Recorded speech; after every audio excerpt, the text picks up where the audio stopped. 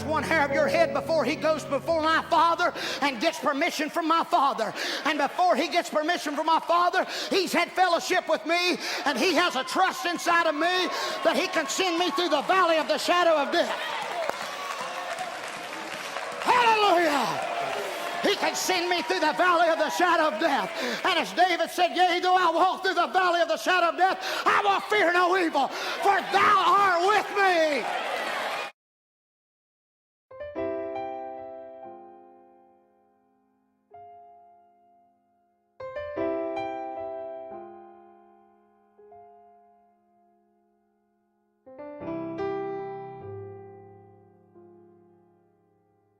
Well, growing up on a farm, we'd have brush fires, or what would you call them?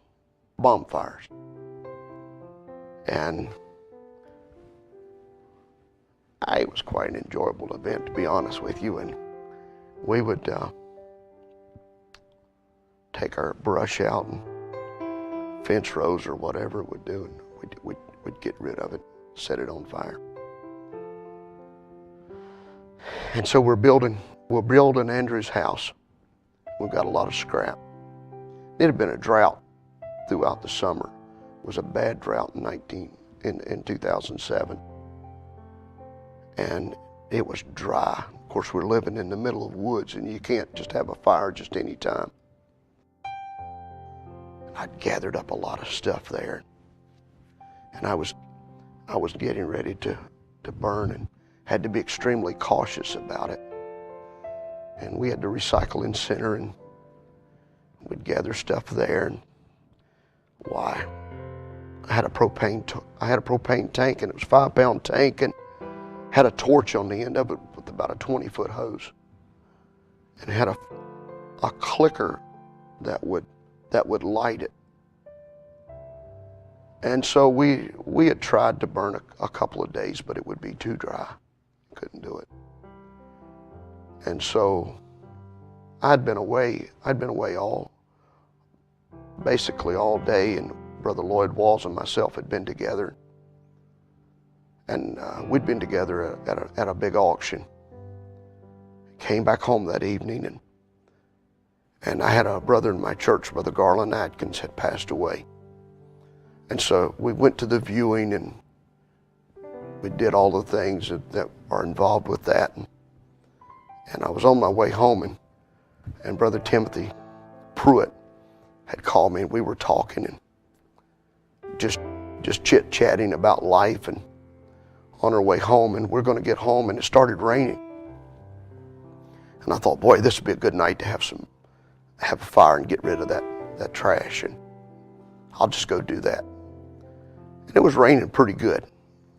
So I go in the house, and I change clothes, and I've got a suit on, and I go in, and we're country boys, and I just put on a t-shirt and a pair of bib overalls and a pair of work boots, and I take off out of the house, and Whitney's sitting over on the bed and doing her homework, and she said, "Where are you going?" I said, I'm going to light that fire. Don't you tell your mama I'm going to light that fire.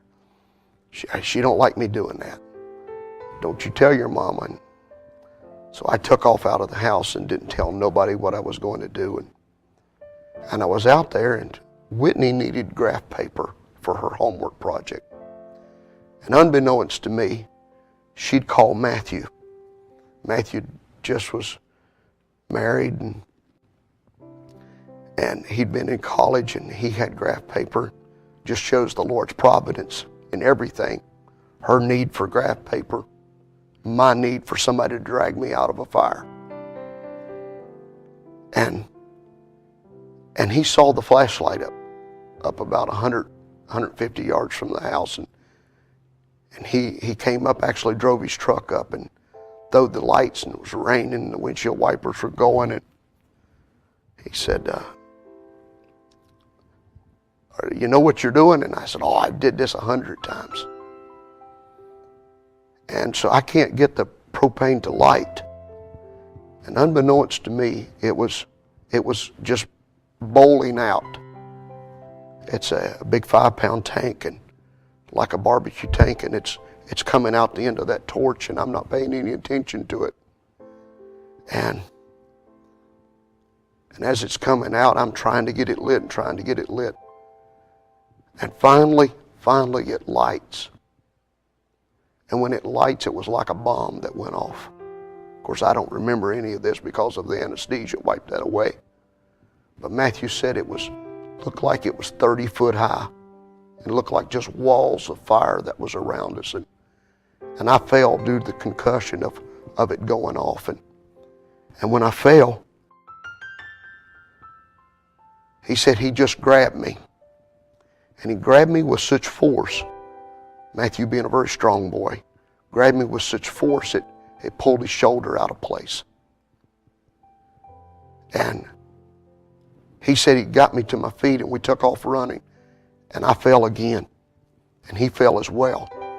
And he burned his arms. He would be in the hospital 4 days and then have surgery on his arm, his shoulder, and get it all put back together. All of a sudden I heard this noise, and I thought, that's odd. Not knowing, I was thinking Ron was in his office, had no idea that he was outside doing this fire deal. And all of a sudden I heard this noise, and I thought, that's odd. Is that our dogs? And I could hear it getting closer to our house. And the next thing I know, Matthew's stumbling through the door, and he's going, Mom, we've been burnt. And I said, burnt? I didn't even know Matthew had came at that time. I don't remember it, but they said there was just hideous screams that was going on. And Andrew was in there. And he had just got married back only a couple of months before that. Actually, that was the Lord's doing as well, because he was due to get married the week after we was married, but something after we were burned, but something made him move, and I know that was the Lord, made him move his marriage up into July.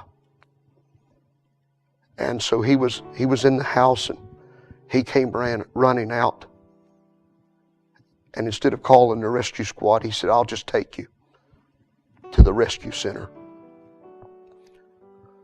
So he took us to the rescue center there, and there were people already stationed waiting. There was 8 people that would jump into the rescue squad and begin to working on Matthew and on myself as well. My daughter-in-law, Katie, and Whitney drove me on out to the hospital following the squad, and I saw them pull off the side of the road, and I could see them in there working, and that was traumatic to me, knowing, wondering what is going on, because in my mind, I knew he was able to talk to me. I knew he was serious on his arms. The burns were so bad, but at that point, not knowing that it had affected his lungs, because didn't even get to talk to Matthew for 3 days from the accident to find out what had even happened. You know, and everybody was asking this and this and saying these things. Well, I didn't know. I couldn't tell him. You know, even I told the doctor, you know, I didn't even know what had happened. I just knew there had been a propane explosion. And my arms were burnt, my face was burnt, my neck was burned, my lips, my throat. What we would come to realize very quickly, that the danger was my throat was swelling shut and my lungs were full. They would pull over a couple of times, and the people that, actually I just spoke to the man that was driving the rescue unit, and he told me, he said, there's one thing about it, we never thought that we'd get you to the hospital alive. The guy that was actually the main fellow that was working on me in the unit is the mayor, actually, of our little town. And his mother believes this message. And they go to another little assembly. And he recognized who he was working on. And so they had prayer in the rescue. But he's told me it took God to get us there, because he was just trying to keep me alive until he could get me to the trauma center at the hospital. when they wheeled me into the trauma center, they put me in a room called 14. And in room 14, there's a doctor. I actually just got to meet him just actually a couple months ago. And it was in Charlottesville airport. And I saw him and recognized him, and I began to talk to him. And he said, "You're the fellow that was burned."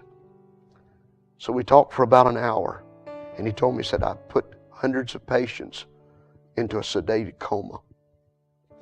And he said, "I didn't put you down." He said, "The reason we put you down is because if you was burned so bad until we knew it put a shock on your body and you'd die from the shock. But also when I looked at your lungs, they were 75% burned, and it was completely full of soot." They would take me to UVA, and Connie would begin to monitor it, and the calls were coming in. But they gave me the opportunity just before putting me down. My father-in-law was in the room. I think my brother-in-law was in the room. Connie wasn't in the room just yet. And she didn't get to me until after they'd already put me down. And when they did that, they asked me if I had any last words. My dad-in-law told me, he said, "You told us you loved us." And the doctor told me, he said, "I thought that would be the last words that you'd ever say in your entire life."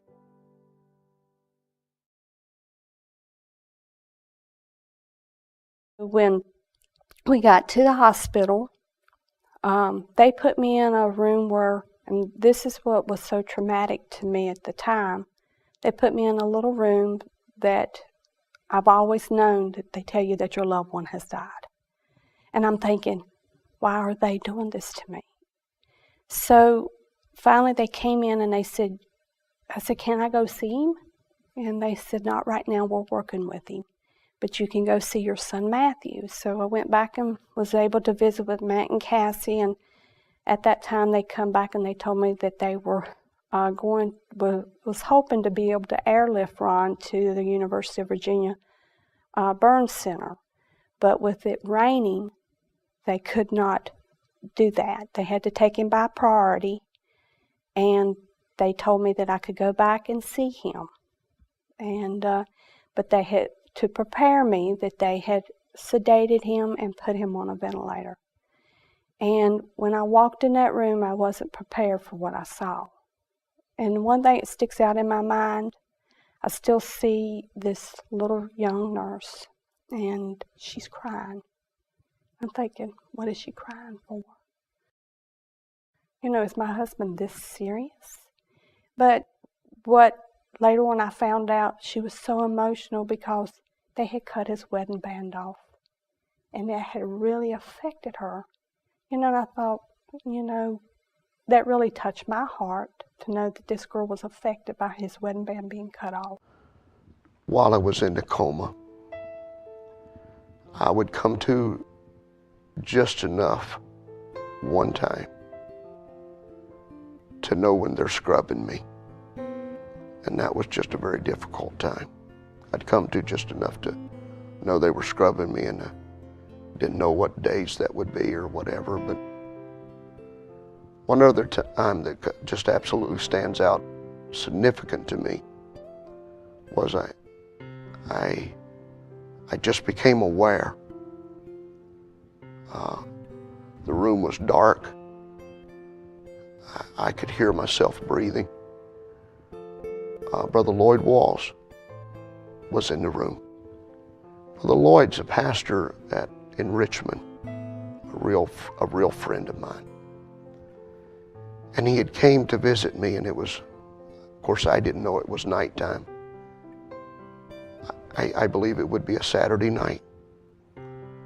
And he came in to visit me, and what I know now is it was a night to where that I had VRE pneumonia, and I had aspirated.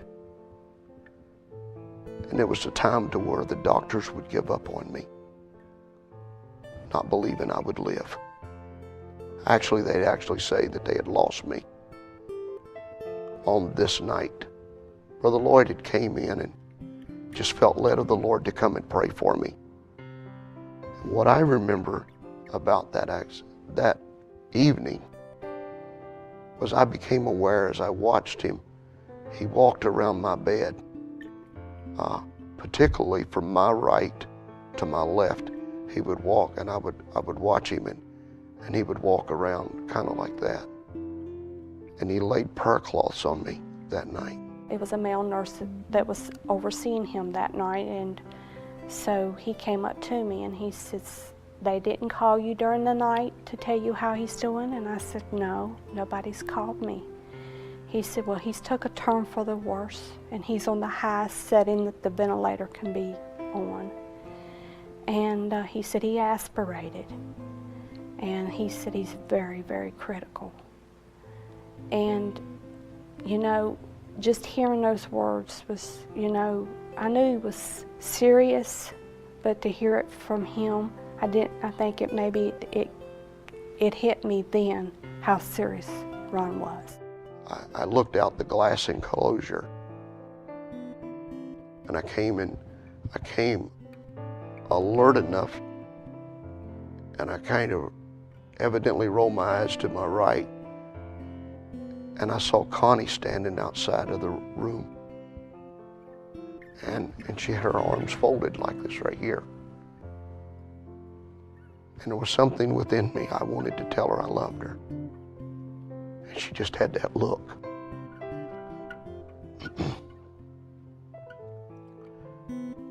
It was about, I don't know exactly the length of time just now, but they would do grafts on me. And I'd asked the doctor later in our consultations why that they waited so late to do the graft work. Because they had scrubbed me for over 2 weeks, and my arms had been burnt, particularly on my left arm, had been burnt to the bone. It melted the skin and the meat away. And I asked them why they had waited so long to do the graft work. And the doctor looked at me and he said, "Well, we've learned there's just no need in putting grafts on a dead man. And we really didn't expect you to live."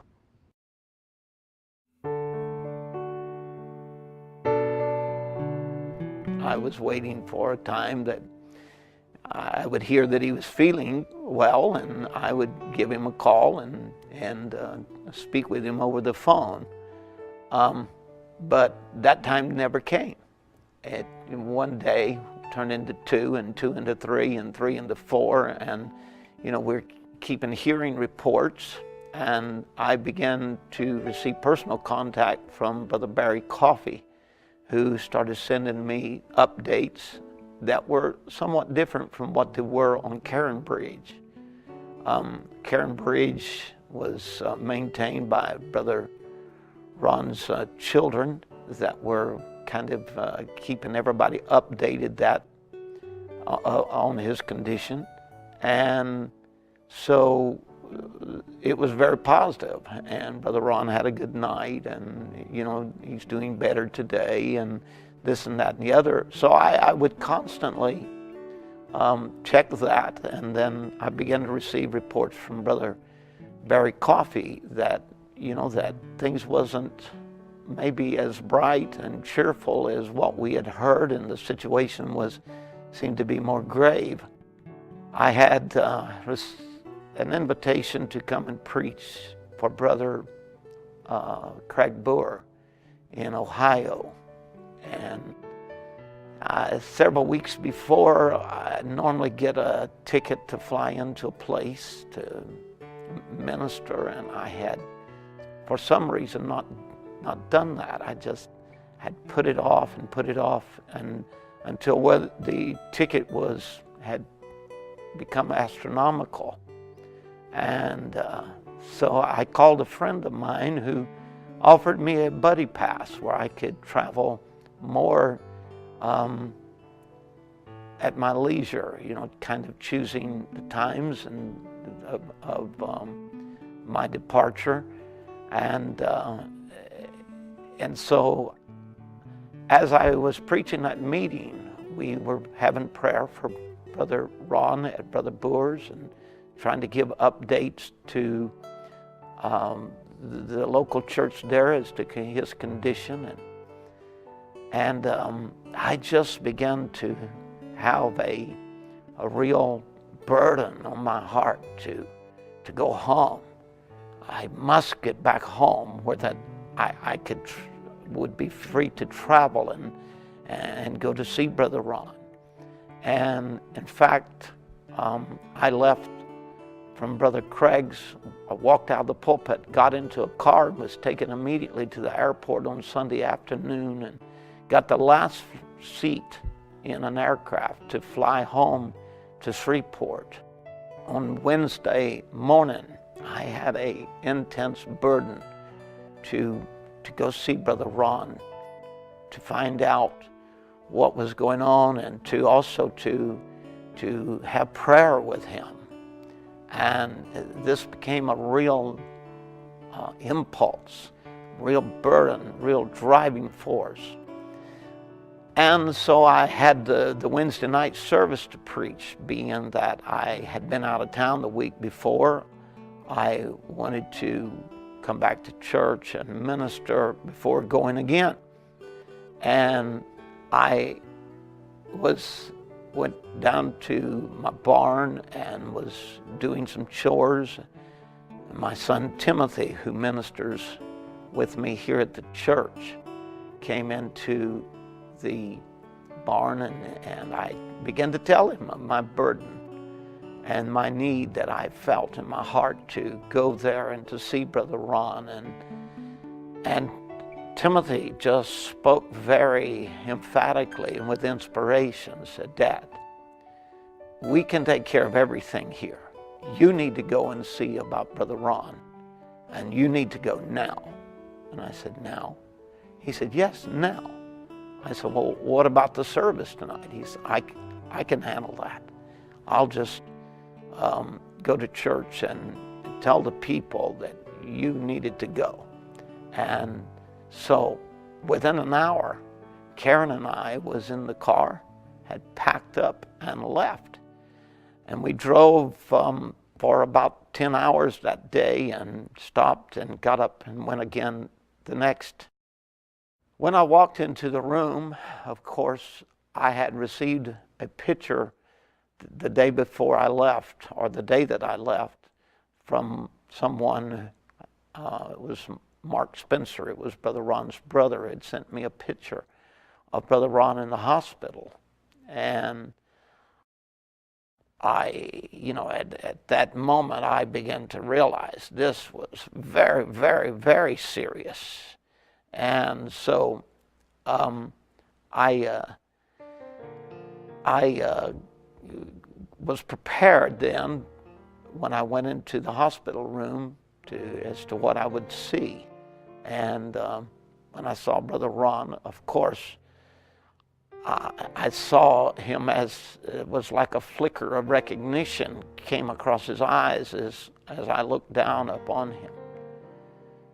And I began to immediately tell him, "You're going to be all right. This is not what you think." Because I knew that possibly his thoughts were that I must be in a very bad situation for Brother Tim to come 14 to 16 hours drive to come and see me. So I did not want to alarm him. I wanted him to be at peace about it. And I began to tell him, "This is not what you think. You're going to be all right."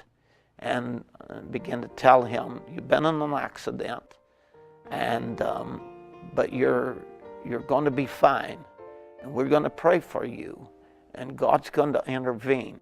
I remember just being very, very groggy, waking up the first time. And Brother Tim was there to explain to me. Of all the people in the whole world, my buddy was there to explain to me of what had happened to me. Because of the sedation and being in the coma, it had wiped my memory, which still is some difficult things, but Brother Tim would explain of the fire and of the accident to me. That day was a particularly good day. I was able to sit up. They had made a special chair for me to sit in. And I was still on the ventilator, tubes down my mouth, and seemed like a huge water hose that was down in there. And I was able to communicate pretty clearly with Sister Connie that day. My family was in the room, and we had talked, and they had talked to me, and I, of course, couldn't talk to them. But I tried to communicate by batting my eyes and making some kind of motions, and I was just so happy Brother Tim had been there. And family had been in, and a lot of visitors had been in. And the thing about, I'd tried to communicate to them, of course I couldn't see myself. Well, I wanted to know if I'd lost my teeth.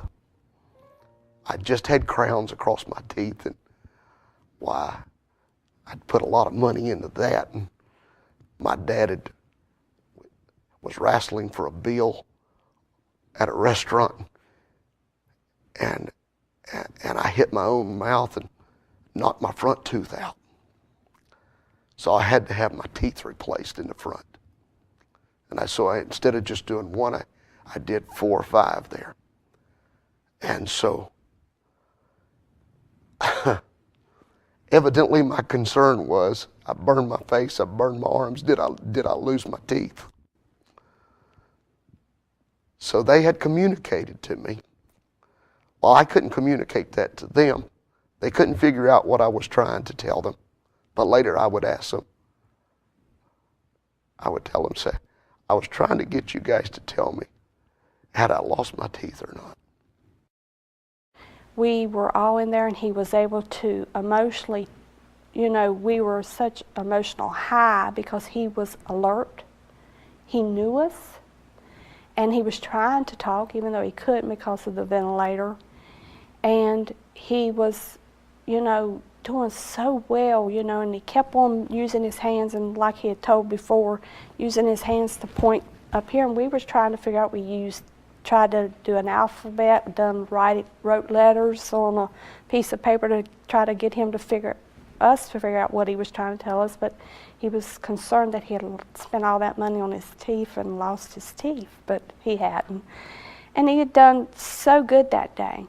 When I walked into that hospital room, if I ever felt like a high priest, where a high priest would go in carrying the burdens of all the people before God, I felt as if that I was carrying all the prayers of all the saints from around the world, and that I was representing them in that moment.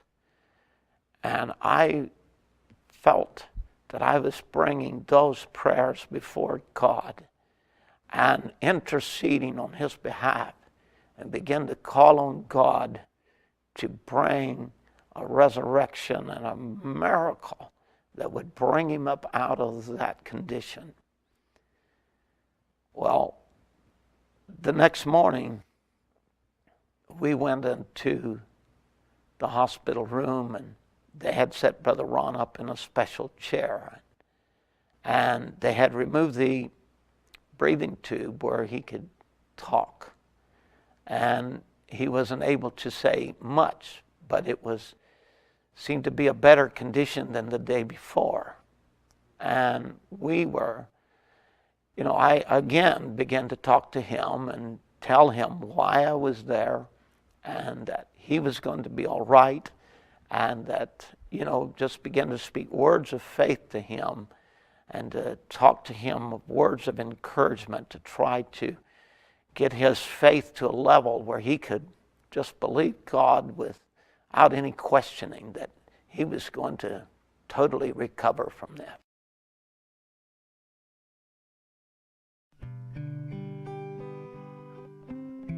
I knew something was going on. I really didn't know what it was. Later in the evening, she'd go to church.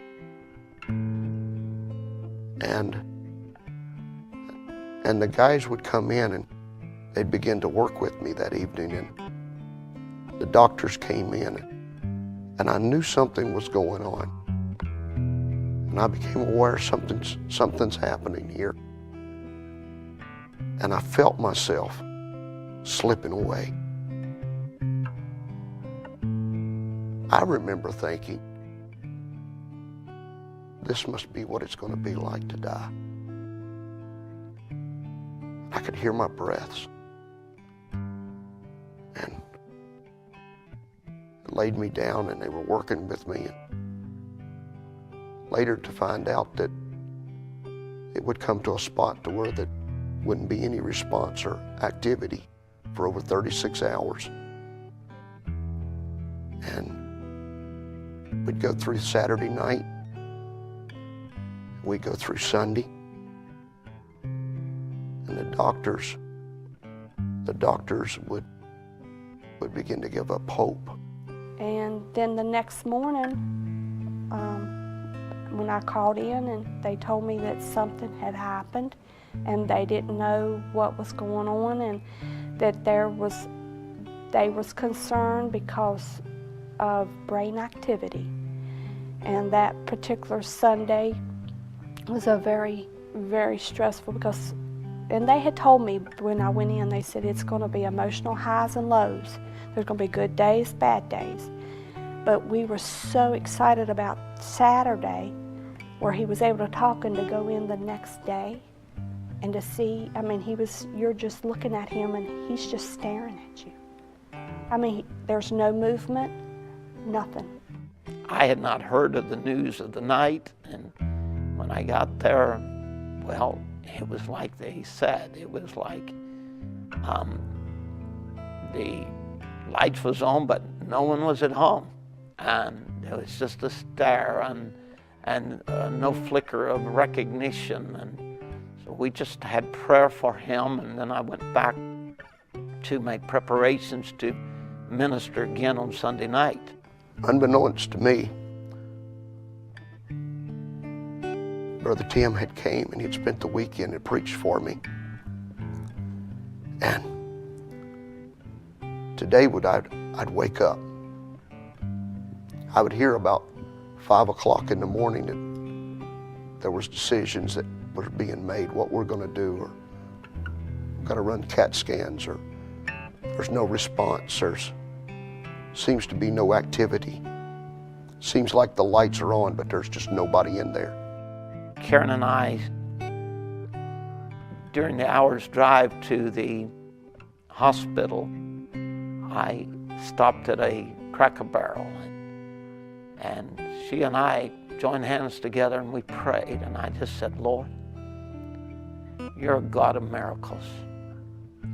And I'd like to be able to speak with Brother Ron before that I leave, and I'd like him to know me.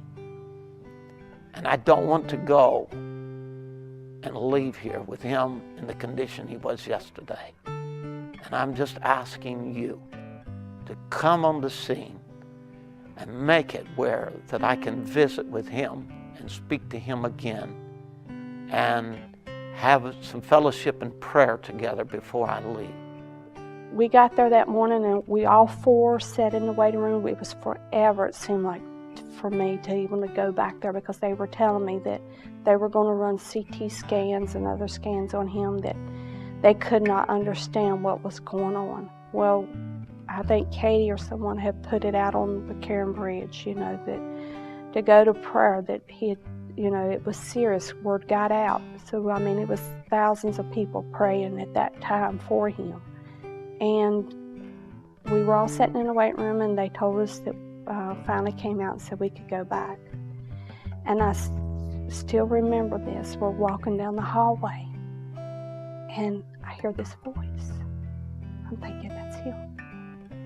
See, I hadn't heard him on Saturday or Sunday talk.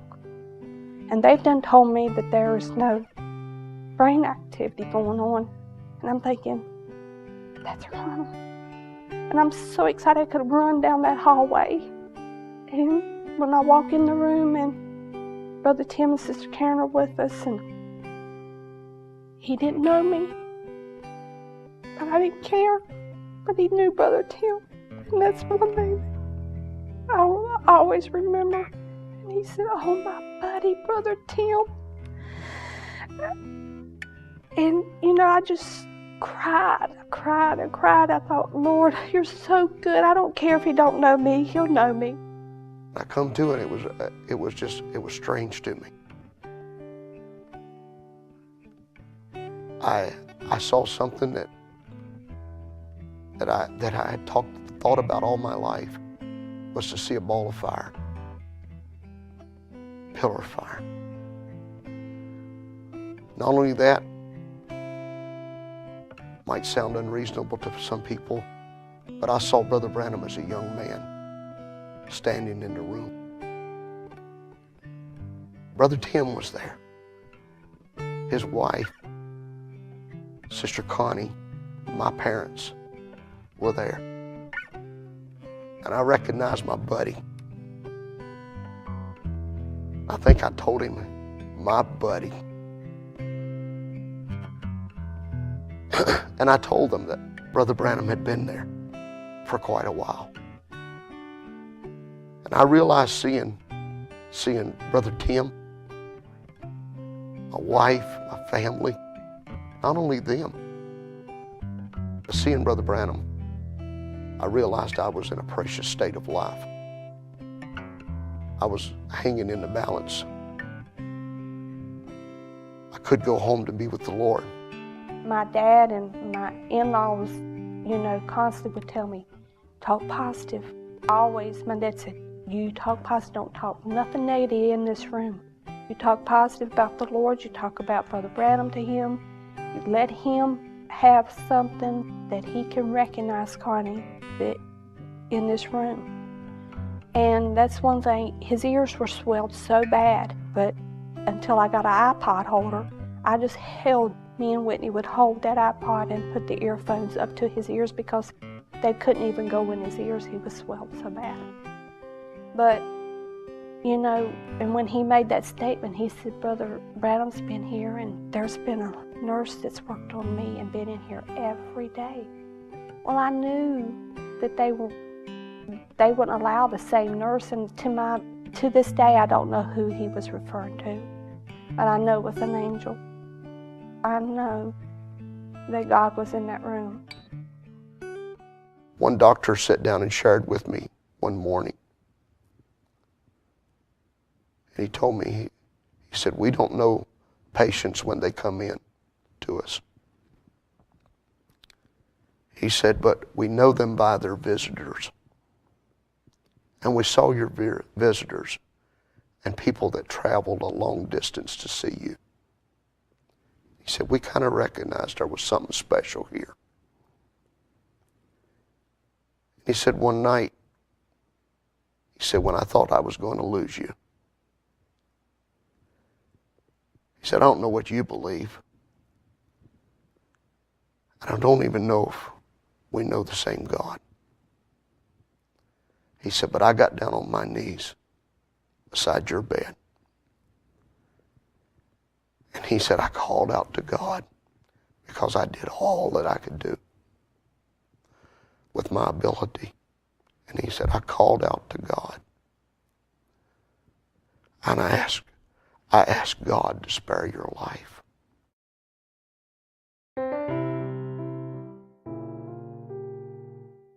I came home and Sister Connie would begin to take care of me. It would take her 2 hours every morning to dress me. She'd give me medication to where I could stand the pain. She was an incredible nurse.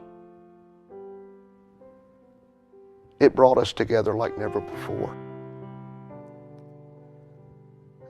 When I first came home, laying like I had laid, there was some forgetting to learn to walk and that kind of thing. All my nerves trying to wake up in my arms and my face. Brother Harold Hildebrandt, we would come to learn that Brother Harold came to see us. And it was the first weekend I was home. And he came to see us there and he preached for me that weekend. And he told me when he heard about the accident, he immediately called his deacons, called the men around him, He said in a burn case, there's a lot of times people are disfigured. But he felt burdened of God to have prayer for me that my face wouldn't scar. Well, you can see the pictures. It was pretty bad. Didn't make me any prettier, but it was pretty bad.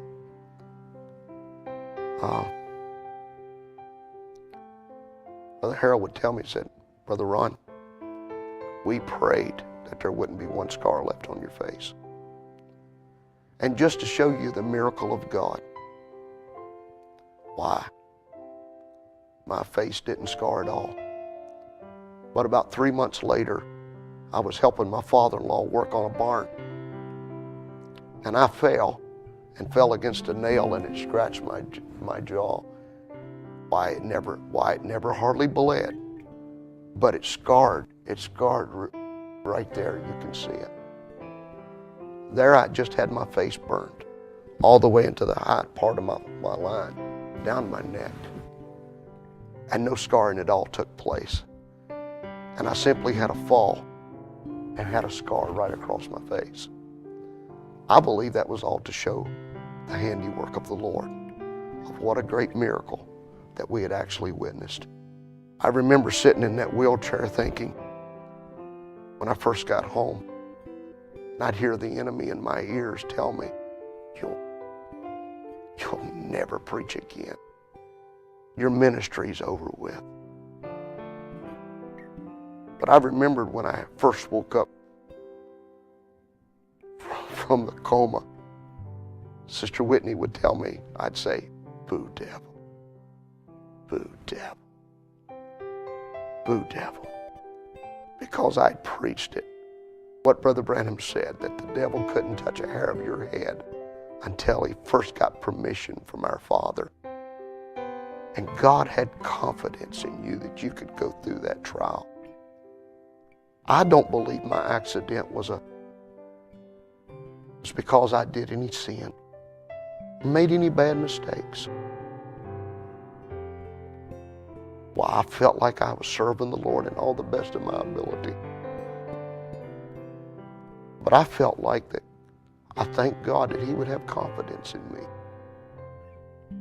that I could have this experience, that it would draw me closer to Him and to find out how important and what the most important things are in life. Struggling with my lungs, I felt the extreme disappointment. Weary, tired, difficult to go through the day. I remember coming to youth camp. Remember what Timothy told me. Timothy told me, Brother Tim's son, told me, he said, it doesn't matter if all you can do is stand on that stage. Just to stand there one more time is to give a black eye to the devil. I feel like every day that I get up now, the enemy's defeated.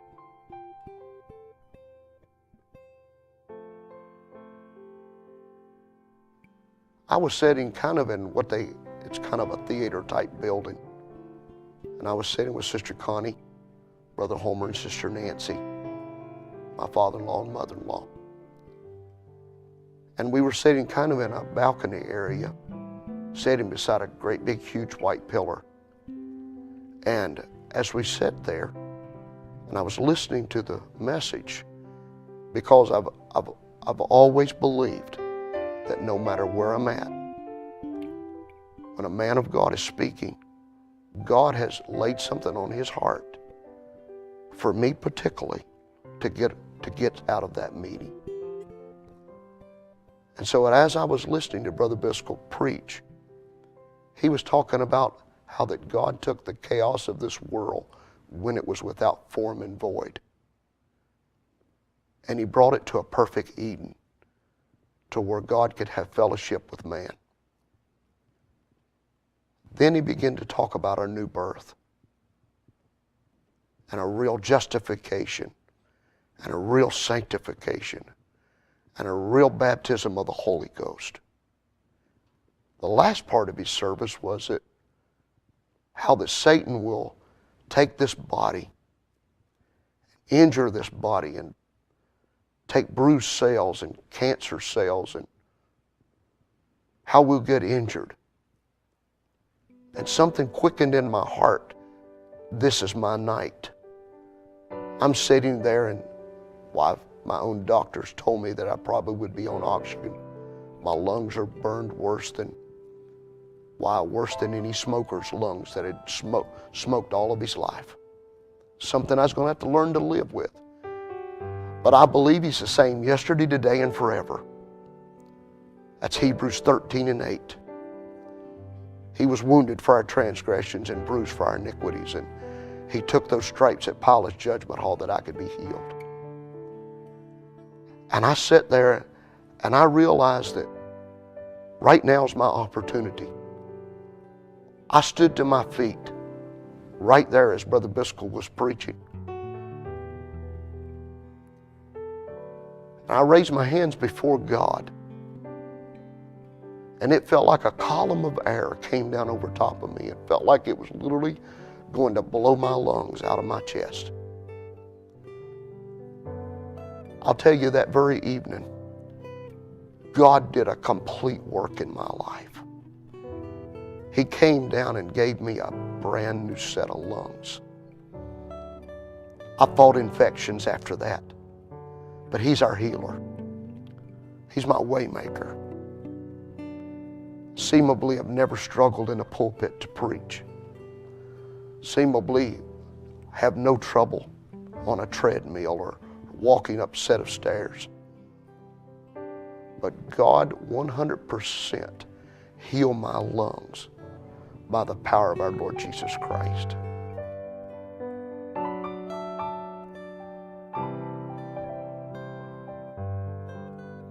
I can only imagine what it would have been like in John 12 for Lazarus to be sitting where Jesus was talking.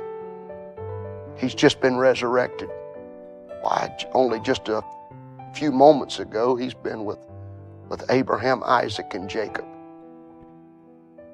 He's hearing the echoes of the high priest talk about that they're going to put Jesus to death, and now they want to put him to death. What it must have been to be around him, that he had a testimony. Why? We talk about Shadrach, Meshach, and Abednego. You've heard me say that God did me a favor. Many of our trials of our life, we wonder to ourselves, why are we going through this? Maybe even look back and question. But the enemy doesn't realize that these trials are more precious to us than gold. And the closer that those boys, Shadrach, Meshach, and Abednego, got to the fire, the closer they were being driven into the presence of Almighty God. We could look back and maybe want to change a lot of the events. And while we had plans to go to Brother Tim Dodd's and dedicate his services with Brother Biscoe there. We had plans to go on a hunting trip with Brother Kelly Hildebrand and to bow hunt and to preach his annual meetings. We make plans. We think and we pray and we believe. But God's ultimately in control of our lives. Many times we walk in and sit down in a service and we think, well, this is just another service. And that service has been dedicated and maybe hundreds of people have been brought together that God wants to have a personal interview with you. He'll take the gift inside of a man and He will anoint that man to speak a certain way. Put a passion in his heart to take this word and to stand before a congregation, maybe feeling he can't preach his way out of a paper bag. But he'll know that that service is orchestrated, whether there's 5 people or 10,000 people in the building. And God will take him and through his body and the gift that He put in his life, to take the scriptures, take quotes, stories, events, to speak to that individual's life. They may come to church for years, and then one day it hits, and they're never the same the rest of their lives. And I believe that God has given us the opportunity. Brother Tim and myself are buddies.